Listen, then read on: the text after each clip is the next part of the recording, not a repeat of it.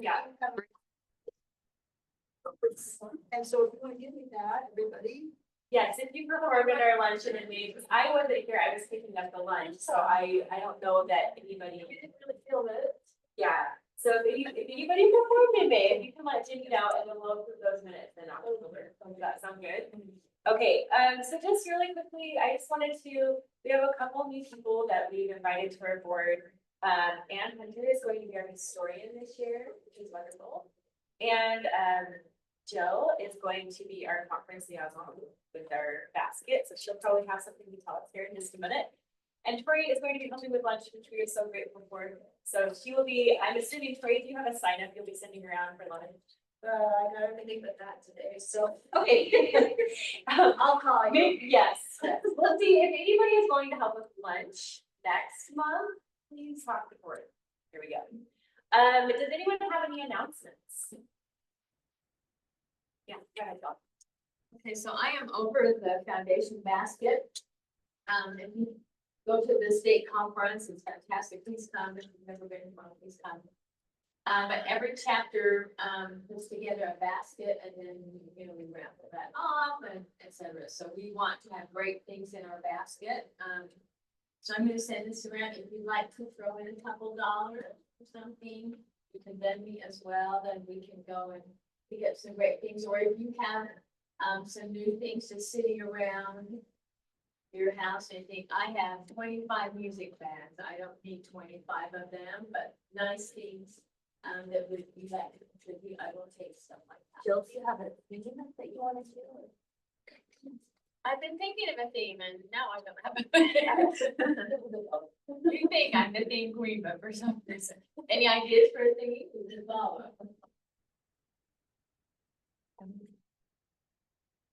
not, Night or. do you want, I mean, Is it for the teaching, or is it for some separate? Way for the teacher? It can be, and it does not even, I went baskets before, and some of them didn't have a lot to do with music. They had like pamper the teacher, and they're, give to a card to go get a massage. I'm just throwing things at that. Or we can do teaching supplies. I mean, do we run out of markers and I got things like that, and I thought, oh, thank you, pencils, just give me, no paper clips, please don't. Paper clips, we don't have them. But anyway, so we can do a plethora of anything. This for certification this year, we will still be doing the online classes on the 4th Wednesday of the month. The time we're moving it to 11. Last year it was 10:30. It will be 11 o'clock on Zoom. And as I'm looking around in here, we have a lot of teachers who are already certified or who are already on my email list. But if you are not on there and would like to be invited, let me know today so I get your email, and our first meeting will be next week. I thought of one quick announcement. The UMTA competitions are coming up in October. The second weekend of October is instrumental. So strings and woodwinds, and it's on Friday and Saturday. And you can go and listen, send your students to go and listen. It's inspiring, even to listen to the accompanying that's going on is pretty inspiring. And then the weekend after that is piano for Thursday, Friday, Saturday. And it's free to the public, and you should go and check it out and be inspired by the incredible, some of the best pianists, music pianists in the state. And it's a dance music, and I'll put the schedule up online under competitions, under the MTNA competition on the UMTA website. And we may need some help at the check-in desk, but I'll be reaching out for that. And is this something like high school students need 8 service hours? They help. Yes, in fact, that's one of the things I'll be reaching out to request. Yeah, that'd be great. So yeah, you guys have to give those to. Yeah.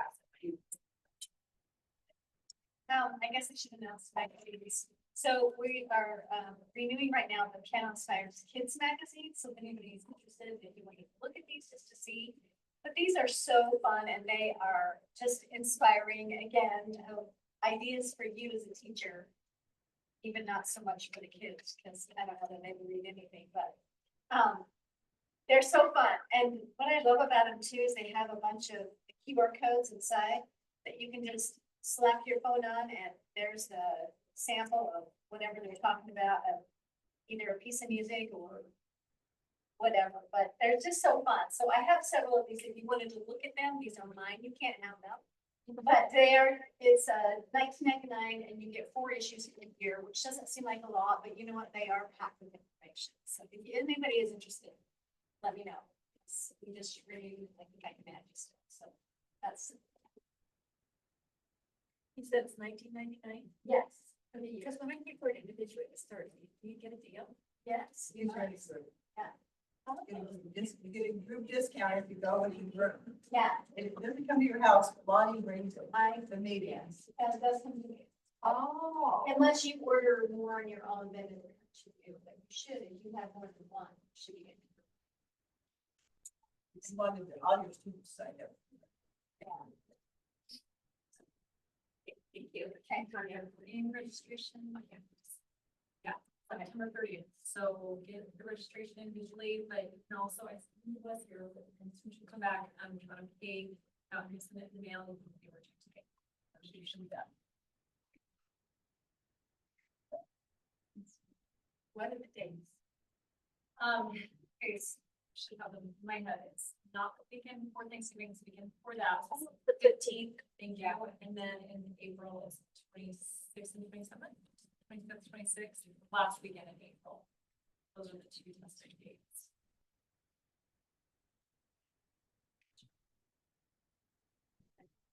Book for state conference.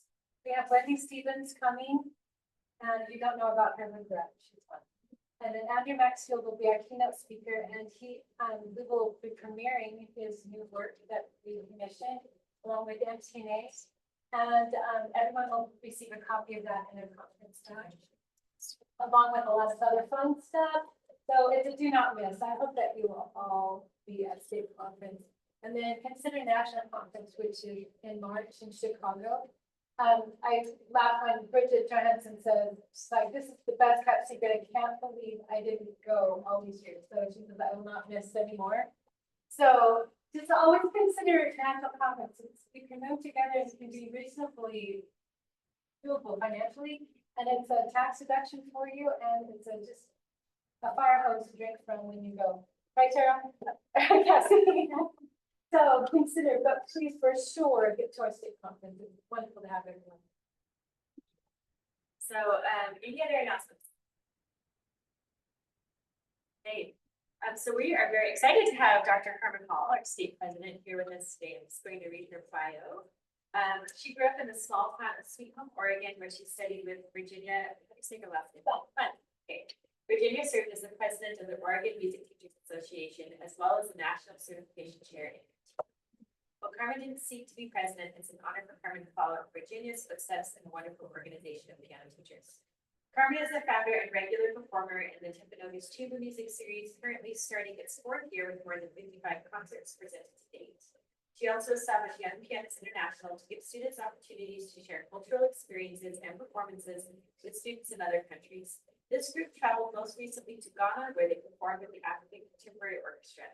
Students have also traveled to Mexico, Oregon, Washington, D.C., and twice to both China. Carmen teaches at Utah Valley University, and in the summer, she is on the faculty at Mountain Springs Music Festival, coaching chamber music. Carmen has degrees from both Brigham Young University and the University of Utah, where she studied with Paul Foley and University. There is. So you have to practice, right? Yeah, you did. Thank you so much for being here.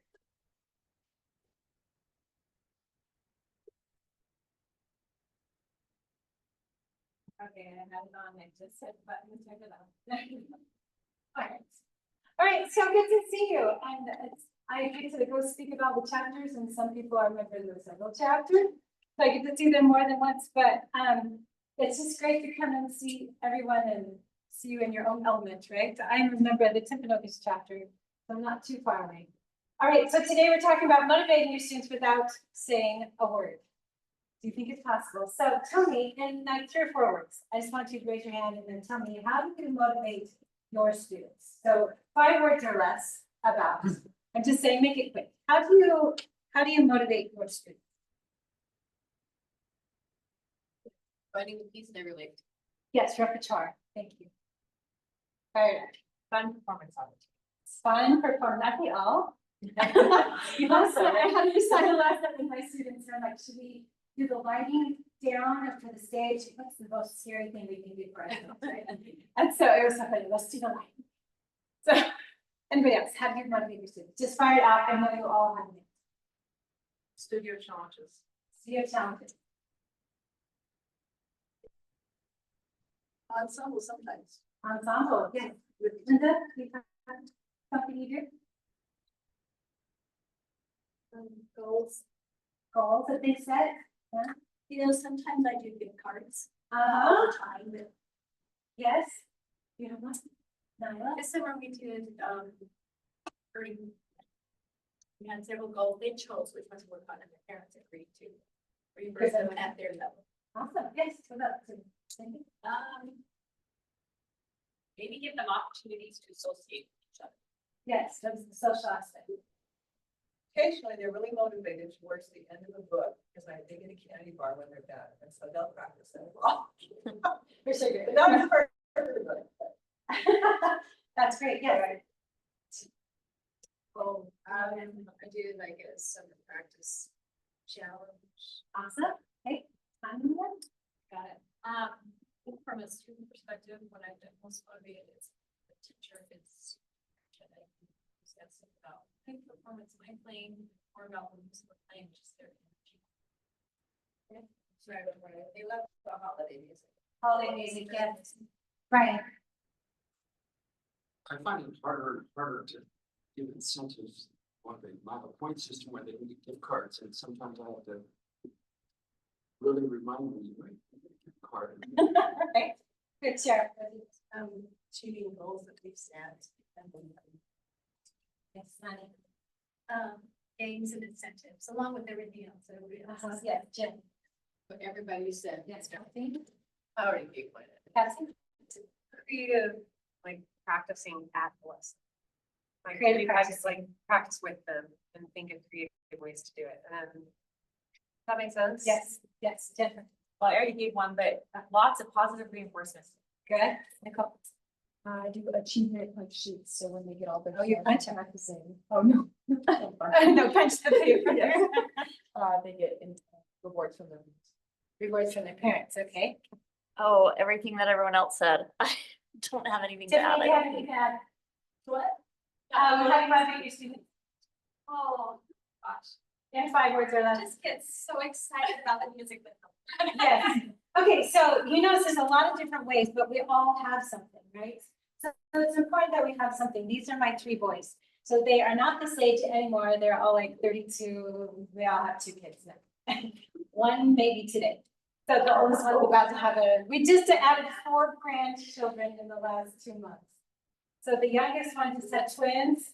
He just had a second and they're having their second this week. Is that so exciting? That's my best news ever. All right, so talking about, they all play the piano. So I just want to tell you how I motivated each one of them because teaching your own children has a special little motivation to go with it. But the older 2, I think less with the oldest one, but the second one, I paid him like $3 an hour or something. And then with that money, he could pay for his own stuff. He'd pay for half of his own thing. So it worked out that like the number was correct and the amount was correct. I don't know inflation and how much you'd have to pay per hour, but when I got to my 3rd son, who actually, he majored in piano at UVU, had a full scholarship. He soloed with the Timilgas Symphony Orchestra. He just was really good and he loved music and he was probably the most musical of all of them. And I tried, like when I needed him to practice, a lot of times he just had so many performances coming up. You know, it stressed me and I would just say, no, today only practice this. And then as soon as this performance is over, the next hour, you're going to start on this next thing. And I'd help him kind of organize his practice. But when I tried to pay him, he said, Mom, don't, this is my own thing. I just let me do this. Don't even say anything. I'll come in and do it when I want to. And I want it to be something that I love. So I just think that's really interesting, one, that they all need a different motivation. My first child, the first one, sometimes I would, at that point in time, I would teach at like 5 in the morning. So he would get up at 4 in the morning and we would practice together and then he'd go back to bed. Still sounds awful. I can't believe I did that. But he would do it. I don't know, and then he'd go back to bed and sleep, but like they all do music still at age 30 or whatever. So I want to make sure they all have a piano in their house and just have opportunities to continue to play. But all three of them, so interesting things, they're all three different. All three turned out a little bit different in how they play, how they use music, but it's still very important to them. This book, why we do what we do, I'm going to reference it a little bit, not that you have to buy it, it's kind of a thick read. Like it's not a thick book, it's just has a lot of stuff in it. So if you want to really dive into it, I didn't get through it all, but I did take out some things. So are your students autonomous or are they controlled? There are two types of control, compliant and rebellious. I think we can all kind of think about a student that might be taking lessons because they're being forced to. Are they being controlled and are they compliant, or are they rebellious and still doing it? I'm thinking we've all had those sometimes, right? So we want students who are autonomy supported. This means they are able to grasp what it is like to be a student in your studio, and this approach understands another's perspective, giving them ownership over their behavior, providing structure rather than being overly controlling or directive. So basically it comes from inside. So are we like seals or are we like young children? A seal will do anything for a fish, right? But as soon as that fish is gone, the reward is gone, then do they still do their tricks? Probably not.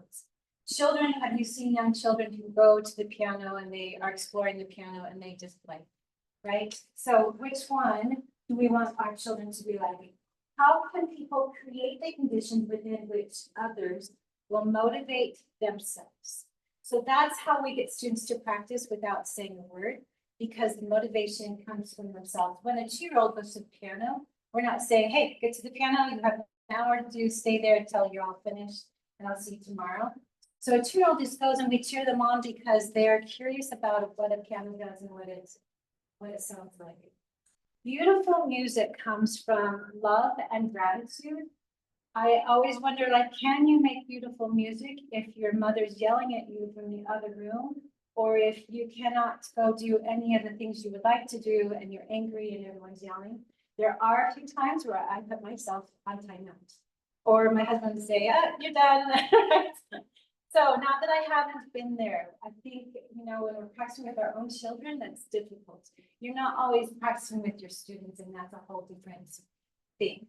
And I was talking to my son, we ran a race together on Saturday, and so we were talking about how I approach music with my students now. It's very much this way that I'm sharing with you, and I haven't always been that way.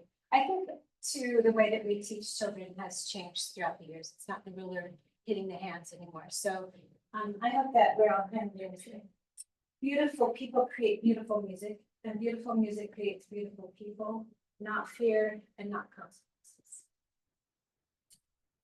So if you ask the students why they are playing the piano and what's their desire, what motivates them to play? So often I'll say, do you want to become a great pianist? Or not, when we're saying, do you want to repeat something? I often ask my students, how many times do you think you could repeat this every day perfectly? And so the younger students will say, at their first lesson, they might say, I think I can do 2 or I can do 3. I'm like, okay, we'll give it a try. So as their parent sits there, and their parents are not supposed to say very much.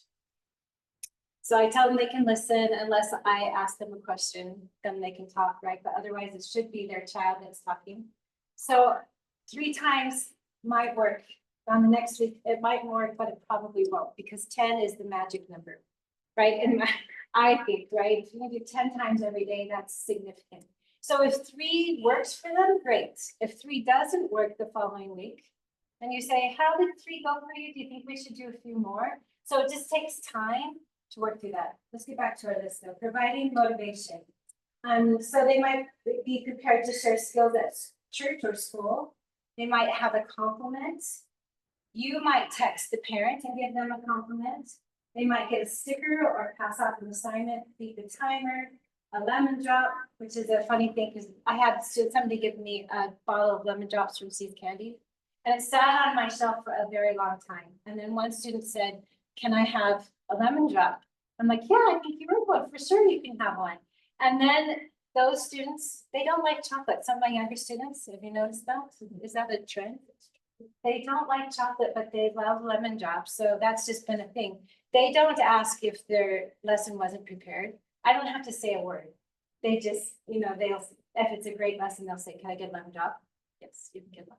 So I always try to say yes as much as possible. A candy bar, I give them candy bars when they pass off a technique level. Group class performance, a recital. So in my studio recitals, not everybody plays in the recitals. They get to earn that. Adjudicated or judged events is a great reward. A monthly gift card, I added that for some of them. And then dots, believe it or not, I give dots, like my high school students especially, and it's just a dot in music with a pencil. It's just a dot. So it's kind of a joke. Sometimes my adult students, I'll say, you did that so well. Let's see how many dots you can earn by doing this section. So it's just a funny thing, but dots can even be, if you're practicing yourself, I would give myself dots, or I have a stack of papers that I used during my doctor's degree. I was doing Schumann's Carnival, which has like 19 movements in it, right? So I made a paper for each one because you can memorize the music, but then you have to be able to play each movement with this title and the music memorized together in the right order. So I didn't necessarily learn them in order, but that was tricky for me. So I just made these papers. So these papers are still, I just set them inside my piano. So sometimes my students will practice for these papers, right? And I'm saying this, like, you have paper at home, you can figure out your own games, but they can figure out their own games at home. It doesn't have to be hard. They can even get a drink of water, right? Or stand up and turn a circle. So I often say, your mom's not really in charge of motivating you. Can you figure out a way to motivate yourself? And then last would be consequences. So I do have consequences that I'll tell you about later. My consequences only work with students that want to be playing the piano. So if they don't want to be there, they can excuse themselves out of my studio really quick. So I always tell them, it's like, well, I don't know if this will work for your child, but if they want to be there, then it is. All right, so compliments that you give your students, the ideal ratio is about 5 compliments to 1 suggestion. If you count today as you go home to teach, see how many compliments you give. What do you usually give first also? So last night, my students said, my recitals, it's kind of more like a masterclass. I write notes and comments for them. So each of them get a piece of paper at the end. After we do the studio picture, I have them the paper with their suggestions because they're preparing for a competition that is this following weekend. So it's just a preparation for something bigger. So I try to start each one of them with a compliment, but I don't always. And sometimes I'll just say, the time was so short. I just know that it's awesome, right? It's awesome. You're playing awesome. And I just have to dive into the last 5%. Getting to 95%, most students can do. And that's not hard, but the last 5%, that's where the grit comes in. And that's where you have to know that, yes, you're awesome, but there's a lot of things that we can do to get the last 5%. So with younger or more sensitive students, even 7 to 1 can work better. With highly advanced, motivated students, you might be closer to 3 to 1, since they crave a challenge. When I went back to do my doctor's degree, it's not that long ago, I finished in 2021. And I tell you, becoming a student again is a hard thing. And Vedrina Zubatic was my teacher, we're the same age. So it was really hard when she didn't give me compliments, which she didn't, right? She doesn't work that way. So it was just hard on me, right? I only left a few lessons crying out in the car. But she's very nice. It wasn't her, it was just a hard thing. And then I was doing duets with my sister. She's 4 years older than me. and we were doing a concert in Oregon, and she reminded me, I need like 4 compliments to one of your suggestions. And so like, we always remind yourself this every day, right? And even give yourself tally marks or dots. Give yourself rewards for counting how many compliments you give and how many suggestions you give. Because it's really, we want to remain positive. Teach students to really listen. So in my studio, the last like 3 months, we've been talking about what to listen for in music. Maybe you can toss out a few of ideas. What do you listen for? Some can be simple. So what are some things that you listen when your students play, or when you go to a concert, or if you're practicing yourself? What are some things that you are listening for? So balance. Balance, excellent. What else? Phrasing. Dynamics. Expression. Expression, you can go even simpler. All the notes, correct? When I was I was probably 8, my sister gave a recital, she was probably 12. And I remember going to her after and I said something like, oh, you made 41 mistakes. Okay, so maybe that was rude, maybe that was mean, but shows that I was listening to the entire concert. So there is that. You can listen for just notes, right? And then you can listen for, what else would you listen for? Expression, phrasing, control. Tempo, is it steady? Yes. Is it steady or is it not steady? Because some music's not supposed to be steady. And vibrato, that's an excellent thing. What else could you listen for? Tone, quality on the piano. Different articulations. Articulations, you can even listen, is the piano in tune, or is there one note that's out of tune? Right, so all these things that, anybody else have anything else? And the list is endless, right? So if you're in orchestra performance, you can listen to what family of instruments is playing. Really now when I go to a concert, my mind is just going so fast because I'm thinking about all of these things. And I tell my students now, when we listen at a master class, I change. So sometimes I have them write comments, or I ask them, what would you suggest to the students? Now I say, what were you thinking about when you heard this performance? That's what our discussion lately. Linda. My husband will sit there and record our West Valley Symphony performance, and then he'll put it on Google Docs, and I'll sit there and I'll listen to it after the performance, and then I can criticize myself what I'm doing and how I'm looking, and what do I appear to the audience as I'm performing. And I was going to say one more thing with the dots, that you give your students, the compliments. I always ask how my students are doing, because if they've just had a terrible week, sometimes I'll give them extra dots, even though they don't really deserve it, because I want to make them feel better that they came to the lesson and talk to me about how their lives are doing. And so then on a week that I feel that they should have practiced, I'm a little bit harder on. Right, that's a great point. So if we stop for a second, just address when your student comes, you need and have communication between the parent and the student, and hopefully if something has been hard for them that week. So all these things kind of go out the door and you're just kind and loving, and right. So there are weeks, that are like that you just have to be sensitive to where they are in life. All right, so back to things we listen for. I want them to train themselves to be able to practice at home on their own. So lately I'll say, we'll put their assignment together with their help. So I have them, I say, what would be a good assignment for you this week? And we write it down, and that's kind of like our contract. And then if they want to change it, they can talk to their parent or they can text me. But once it's on the paper, then that's what they have decided would be best for them. I was talking about, recording and what to listen for. So listening, if you choose to do this, I don't know, the discussion of what you listen for, there's a book too, What to Listen For in Music. So there's lots of help for this, but they need to be able to listen so that when they practice, they can adjust as on their own. So they're not just relying on you to hear every little detail. And I hope that you can remember back to when you were a student. I used to sit sometimes and listen to a lot of things and I'm like, sounds good to me. I don't know what to listen for. Do you guys remember that when you had no idea?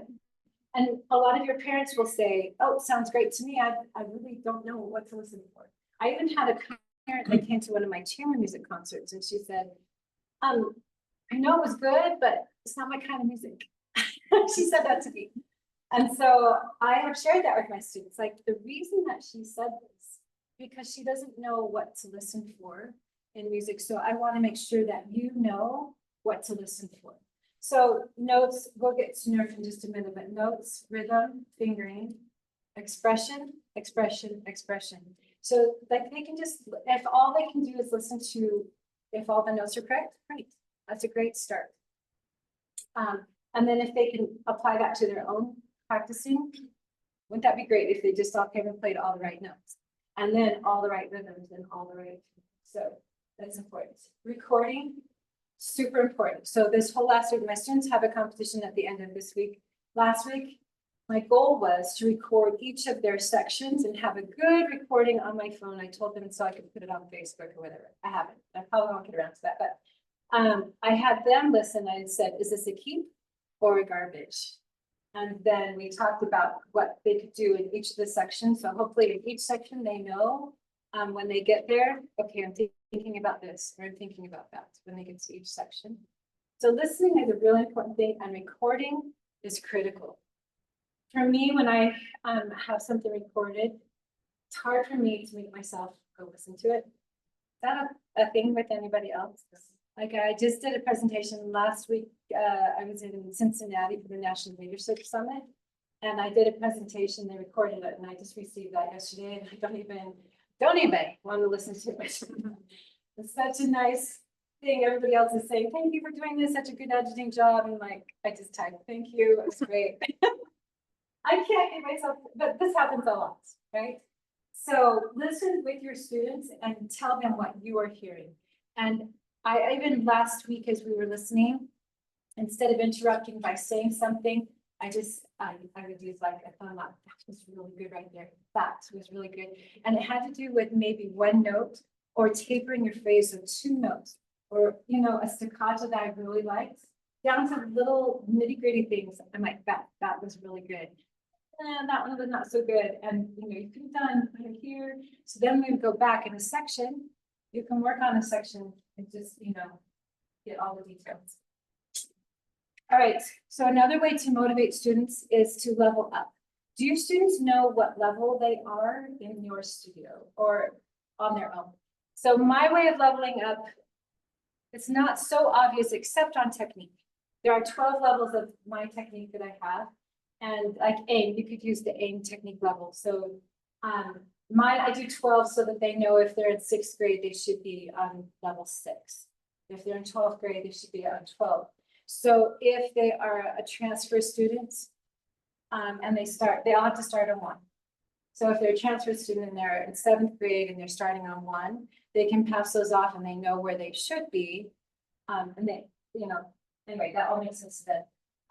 I think repertoire. Think about Rondo alla Turca. Rondo alla Turca, you can play at lots of different levels. You could play it slow and accurate. You could play it up to tempo and accurate. You know what I'm saying? Like there's a lot of repertoire that even if, like, I think I'm going to do a Clara Schumann or a Schumann presentation in North Carolina next month. I'm going to play Chamra, I think. Okay, Chamra is like an intermediate, pretty intermediate, right? But what can I do as an advanced pianist? I can still go back and play it at a different level. So repertoire to me, there's all different levels, but there should be some way that they can see in your studio where they stay. Peer energy, so group lessons and comments, we've talked about ensembles, but it's important for them to play for their friends. And so their friends know who they are and what they do and encourage them. It's peer energy is a super important thing. Difficulty level, balance of effort versus reward. So make sure they can play what you give to them. Maybe it's too hard, always. I don't know, there's times where I have to revise, right? I'll give them something and I think they can play it and then we revise. So I think there's always that too, but you can tell them. All right, students get choices that motivate themselves. So they can choose what order that they practice their assignments in. They can choose the number of repetitions. I always tell them 10 is the magic number, but sometimes I'll take a lesson and we might do something 60 times, but I don't tell them that, like we just revisit it. And then at the end of the lesson, I say, do you know how many times you just played that perfect? Because I've been keeping track with telemarks. And it can, 60 doesn't kill them. It's doable, so every once in a while, I'll do that.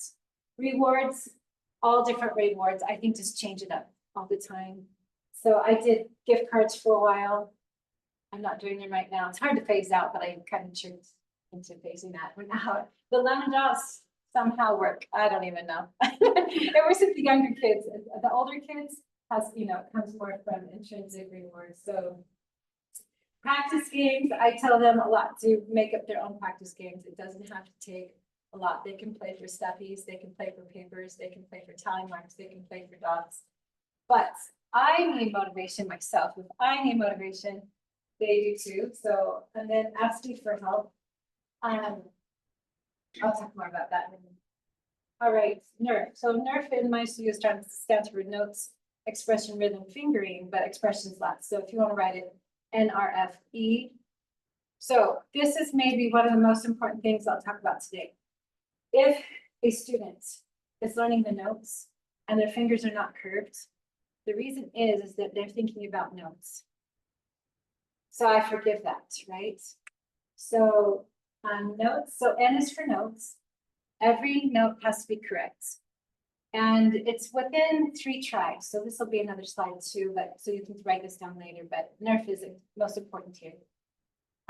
Whatever they can do in 3 tries, but notes, absolutely perfect. And then after they've got them perfect, they can add rhythm. So in my studio, rhythm means counting aloud with the metronome. So that has reduced so many problems. They can they're all supposed to be able to count their pieces aloud. And if they can't do it at their lesson, well, and another thing too, I'll hand them a pencil. Most students can write in counting. If they can't say it out loud, most of them can write it in, so I hand them a pencil. And if they can't write it in, it shows you what they're thinking. Either that they have no clue or that they're thinking it wrong. So just handing them a pencil and asking them to write it in is a game changer. So I would say that's really important. So after they do the notes perfect, then they do notes plus rhythm. And again, rhythm is counting aloud with the metronome. So notes and rhythm and then fingering. So fingering is the correct finger numbers with curved fingers. So they do those in order, just adding one at a time. Those 3 are all happening at the same time. So when a student first plays, they're doing all 3 at the same time. I'm asking them just to focus on one at a time though. And then once they do those, you can add expression.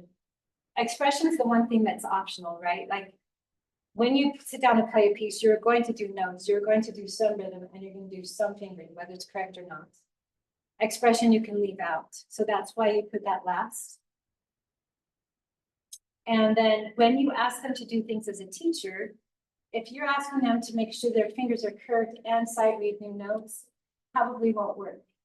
So just know that focus on one thing at a time. Try that going forward and you'll see if you follow that one thing at a time, add one thing at a time, you'll be more successful than saying all those at the same time. So NERF, I'm hoping that if you asked any of my students how to learn a piece, they would say notes, expression, rhythm, fingering. They should all be able to say this. And then when they memorize, you do the same order. Notes, rhythm, fingering, expression. So you do it when you learn a new piece and you do it when you memorize a piece.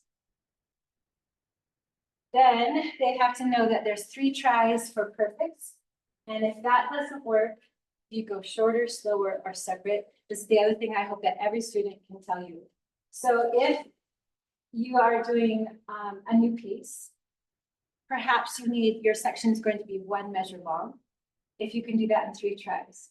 Same thing with memorizing is like learning it again, right? So some students might be able to do 4 measures at the same time. In 3 tries, perfect. So once I was doing a cadenza with a student, a Mozart cadenza, it's all like arpeggios on 1, 4, and 5 and 1, right? So they were able to do an entire page in 3 tries. So whatever that section, and if they're getting frustrated, I say, as soon as you're frustrated, this is probably your issue. So if you're getting angry, this is probably your issue. Ask yourself, did I do that in 3 tries? Because if you're doing 10, if you have a student that said, I practice this all day yesterday, I'll go back to this. Did you just try 3 times? Like 3 times doesn't take you very long. So these 2 things, nerf and 3 tries for perfect, are pretty critical. Make clear, adjustable assignments. So on their assignment sheet, I told you I have them help me before they leave that day. We make their assignment sheet. Sometimes you can just replicate, just do exactly as we said last week. Or we'll say, did last week work? If not, what should we do this week so that it works? Repertoire choices, provide a variety, and remember that goals have roadblocks. Have you ever picked a piece that you wanted to learn, and then you're into it 30 or to even 10 minutes, you're like, eh. Have you ever done that? So 1, remember that you knew what it sounded like probably, right? And that's why you pulled out the music. So we usually go, as a teacher, if we're picking a piece for ourselves, we usually go at something we heard and we liked. So students were having a music they've never heard before. So consider that, like listening is super important. And then, remember that there's always a roadblock with any goal that you do. You get into it and there's going to be a roadblock. Think about any goal that you've done. Anybody want to give us a goal that they set and then they're like, the roadblock? Walking every day, and then I was really tired or got a cold and then put me off for another week. Exactly. All right. This happens with, I would say, every goal. Yeah. Probably not, but it's pretty common. Just know that you're going to hit a roadblock. So when you give your student this new thing and they love how it sounds when you play it, and then they take it home, it doesn't sound the same, and it's hard, right? So you have to warn them that this roadblock is coming, and it happens to all of us. When you hit the roadblock, what do? Just go back to your 3 tries for perfect, and sometimes you just go slower or set smaller goals. And then 10 times is the magic number. So spots, anything that's giving them a hard time, I usually assign 20 times. Like a spot takes 10 seconds to do correctly, and they can do it 10 to 20 times in like 2 minutes. So usually kids get overwhelmed when they have to sit down and practice a whole hour or 2 hours. But if you say, this only takes 2 minutes. Okay. It's probably depending on my student too, because one is more ADHD. So if I sit there and talk to her and try to explain it to her, I sit there and just play it, and then she can repeat it. So when you do it the 20 times, you do it together, or she does it and I do it and she does it. It's like a game, right? It's like a ping pong. Yeah, and so, yes, there's different ways to do the 10 to 20 times. Like you can do it 5 times and then do something else 5 times. Anyway, and they're gonna go home and realize that it doesn't take very long. So we've been trying with my daughter, you know my daughter. Yes. Her teacher's like deciding her how many times to do sections. And for whatever reason, she gets a mental block about that and shuts her down. And this week she said, okay, just do each of these 15 spots, 3 minutes each. And she's done more repetitions with no problems. Like she's that completely happy. Like, so she it's funny, 3 minutes to her sounds like less work than 20 minutes. That's a good, because it's a smaller number. I don't know So why it works, but it's kind of instead saying magical. 20, just say 3 minutes. for 2 minutes or Right, 3 2 minutes. minutes, yeah. Like we can all do something for 3 minutes unless it's a pull-up. And she sets a timer, and her teacher said, when it dings, you're done, no matter what. You're not allowed to go on. You have to, and you have to do the next one. So I love that. Thank you for what I did. All right, listen to recordings. We talked about that. Listen to your own recordings, listen to lots of different recordings. When I used to practicing Pop Polly's office. Somebody walked in one time, they're like, you're listening to a recording, and I was like, yeah, it was a Chopin etude. And I was like, yeah, and he's like, you're just trying to copy that. And then after that, I think, okay, I'm not supposed to listen to recordings, I'm supposed to do this. I'm so wrong, it's so wrong. That happened to you too. I think there was just a time period where everybody thought you shouldn't listen. That's so wrong. That's so right. But I emphasize when I talk to students about this recordings, to listen to recordings. Yeah, exactly. Yes. Not just one different versions, you take what you like and also evaluate what you don't like. Sometimes I'll listen to a recording with students and I'm like, okay, you are going to record this and put it on YouTube and you're going to play better than what you just heard, right? But yes, listen to lots of recordings and that's the point. You are not trying to copy one person or one recording. You're trying to learn from every recording. Compare, teach yourself a lesson by listening to the recording. Yes. I'm over that. Find your current perfects. So current perfect is where you can play something in 3 tries perfect. And it might be a section, it might be a line, it might be a page, it might be the whole piece. I would suggest do sections. And on the right side of their book, I have them write down where they can play it perfect, what tempo. There is some place that they can play it perfectly. And usually students, you have to walk them through this because their perfect and your perfect is different. So you have to teach them what perfect is. And then there's always better perfect and better perfect, right? But perfect really means notes, rhythm, fingering is correct. Right? So if they can play it perfectly and they find that tempo, write it down so the next day they don't have to find it. And then improvement means that every day they'll increase that speed until they get to their goal tempo. Does that make sense to everyone? So they need to know their goal tempo. So I put that above the tempo marking in the music, and then they'll have a perfect for each section. That way they can see what sections need work to bring up to the others, right? Ask for help. So they can, a lot of them have siblings, they can ask for help. They can always text me. And I just ask them that if they text me a question that they say, this is what I think it is. And they send me a recording or they tell me what the question is. But a lot of them don't have phones. So they'll be on their mom's phone and they'll say, this is Nicole. I need to know this. Is this what you meant on this? Or is this the correct rhythm? I might count on this correct. So they don't need to know everything. Know your technique well. That's kind of the basis for everything. I feel like if they know their technique, they can play what music is made out of technique, right? With a few passing tones and neighbor tones, whatever. So make sure they're very good at technique. What do I mean by the 5 minutes 3 tries? I know this was something. Maybe we'll go with your comment. 5 minutes.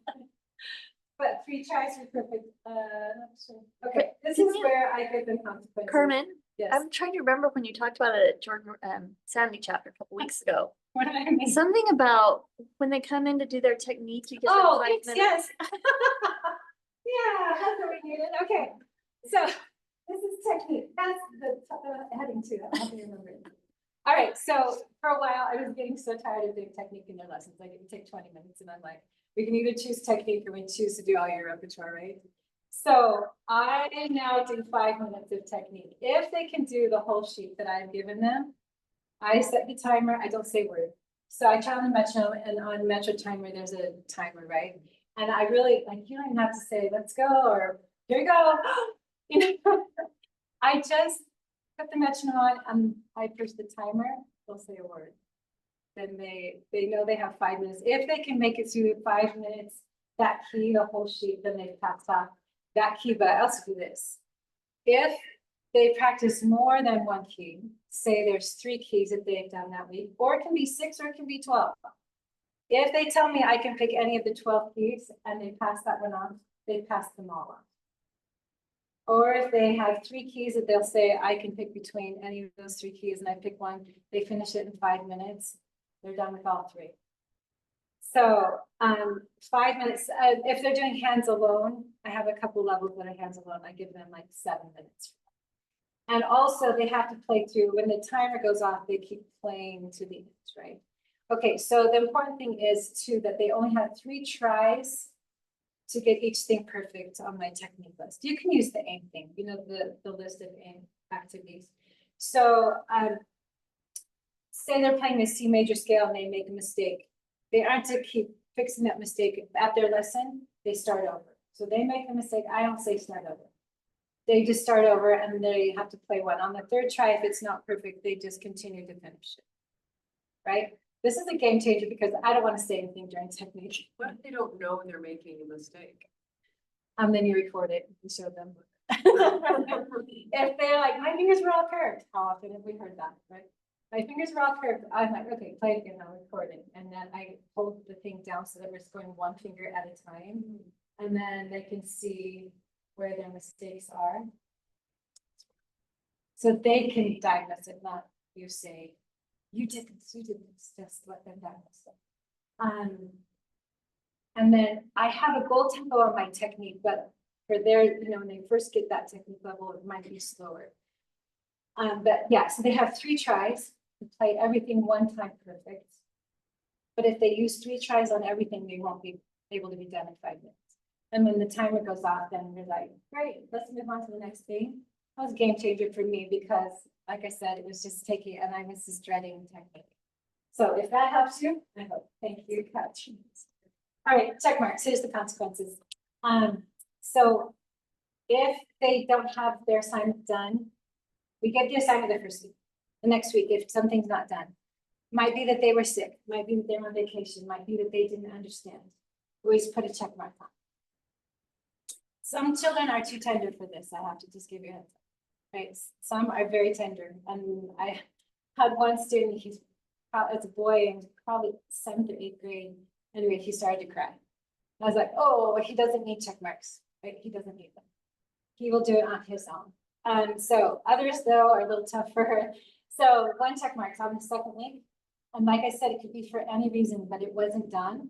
On the 3rd week, they would get 2 check marks if that assignment was not done. And then I usually say, I text the parents saying, hey, could you give them a little help on this? And parents get overwhelmed too. But parents, if you say, I need you to help for 10 minutes on this, they need help on this assignment, they can do that. Like for 1 week of the month, they can help, right? And then on the last week, if they have 3 check marks, I just say that's the end of the world. When they get the first one, I'm like, is this the end of the world? And then when they get second check mark, I'm like, this is not the end of the world, but next week is, right? And then if they, it barely happens. If they were to get, or we talk about it, if you were to get 3 check marks, that means that you didn't listen to me for a whole month. Like that's not worth it for your parent, for you, or for me. We all feel bad, so it's not worth it. You can find a teacher that you'll listen to. What I do is I check on the Pacific line in the music that I want them to work on. You know, because a lot of times they'll come to the game and they won't spend the time on the problem places. So if they get, by your same method, if they get 3 check marks on that line, they're not practicing it. Right, so make sure that they can identify those too, if they want to practice. And I'll just use my little pencil and I write, if it sounds good, everything's in place, they get a smiley.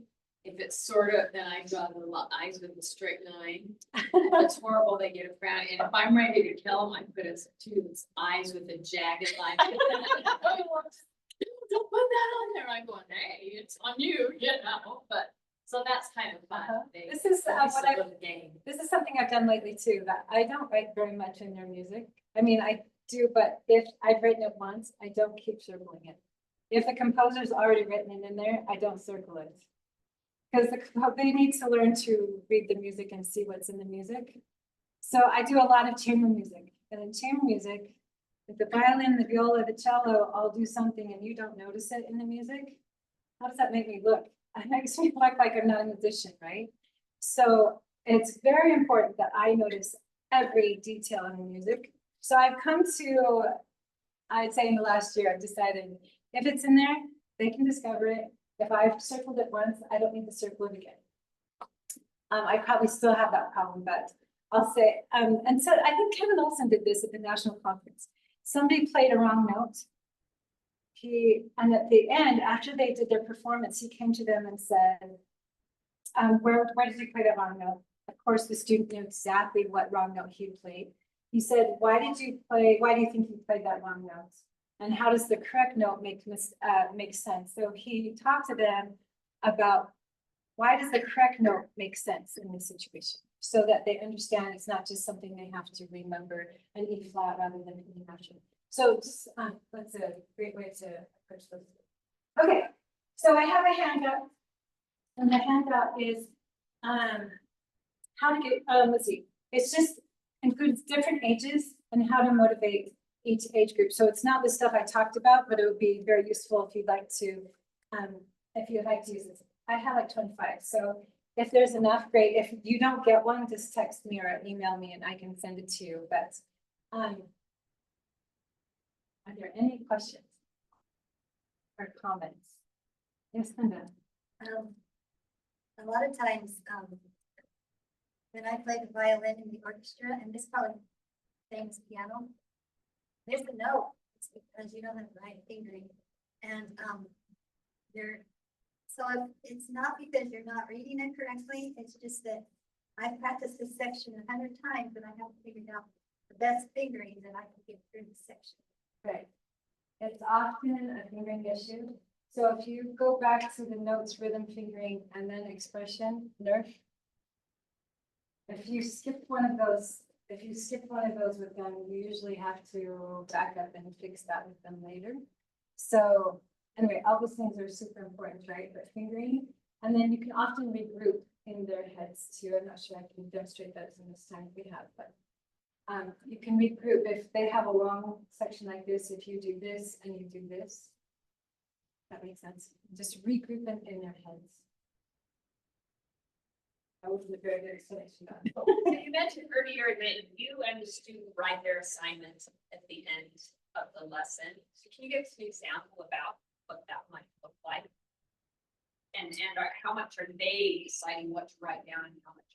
Right, because it's a time thing, right? It's a time thing for all of us. So it's often, well, this week might be different than last week, but okay, so I'll ask them what spots they would like to improve, what spots are giving you a hard time, and what spots do you think you need to spend more time on. So I'm not saying you miss that note. I want them to find the music and tell me the measures that they would like to do, 10 to 20 times perfect or whatever. And I'll say, I won't say the 10 to 20, but how many times do you think would be good for you to do that? And if they'll say 3, like I said, maybe I'll let them, if they're beginners, I'll say, maybe I'll let them work on that. And say how that worked for you. Oh, it didn't work very well. Do you think you could do 5 or 6? I mean, some of them are like, and you don't know what's quite going on at home. Some parents are really strict about it, some are not. So you just kind of have to adapt to what they are. So I have some students who are like 7 is their limit, right? And you can often go with their age. So if they're 6 years old or 5-year-old, and if they're 8 and they want to do 6, you're like, oh, you want 6-year-olds don't get to do what 8-year-olds get to do. So maybe we need to treat you like you're a 6-year-old. I don't know, but 8-year-olds have privileges, right? And 10-year-olds have privileges. So I think you want to be like you're 10 years old and you're 10, right? Yeah, so I sometimes do that, or it's like, if 7 is their max, and like, this we could do try 8. Or I'll sometimes say too, would you like to do this 6 or 7 times perfect? Well, they're gonna pick 6 usually, right? But sometimes they'll pick 7, like lately, some of them, they are in it for themselves. So it's very cute that I just have them input. So I guess as far as assignments go, I have a list of spots. Like for this week, they're all planning for a competition. So they make their list of spots and it's quick, right? And then they'll make their list of spots and then every section 10 times perfect. Or they'll do a slow one. 176 slow loud, 176 slow musical, and then a medium tempo, and then a low tempo 10 times for the whole piece this week. And then do a performance for somebody. I know that's kind of it, but that's for this week, the week before a competition. That most of them are doing. So it will look different if they're learning a new piece or if they are doing notes, rhythm, fingering. but counting aloud is a big one. And if they can't do their lesson, like sending video. So I think I told you they can text me, but they send, if they don't pass something off in their lesson, they can also send me a video so that they can move on. So I use the Joy First Year channel a lot, and it gets a little bit dreadful for older kids, but it's just like, it's habits. So I just say, you can pass this off as quickly as you want, send me videos. And sometimes you might be working on 2 competition pieces, meanwhile, they're like backed up with these pieces. So I have them just send me a video, and if I heart it, then it's passed off. I might say, there's some sections that students are not passed off, you know, for this competition. So I'll say, you need to send me a video of section 3. And then you can say timestamps on it. You've got a problem at 2:01 or whatever. And it doesn't take me very long to do that. Sometimes they'll have to remind me, did you get this video? But, and So you're taking performance pieces and, like maybe more advanced or intermediate and saying, you passed this off perfectly for me. So it's still kind of like the smaller motivation of passing off a section perfectly for you. Even though it's kind of this long-term piece that they're going to be. yeah, competing probably in. not so much with, It's not like black and white like that. but I am learning that if they can count the whole thing, that saves you a lot of trouble. If they can count it out loud, and a lot of students will say, I can't count out loud and play at the same time. Okay, well, I'll wait until you can. Or you can do 1 measure is 3 tries are perfect, right? So it's a lot of things you can do without saying anything. Let them say it, let them have the buy-in, let them have the options. Yes, I hope that that was helpful for you. Thank you, Jacqueline.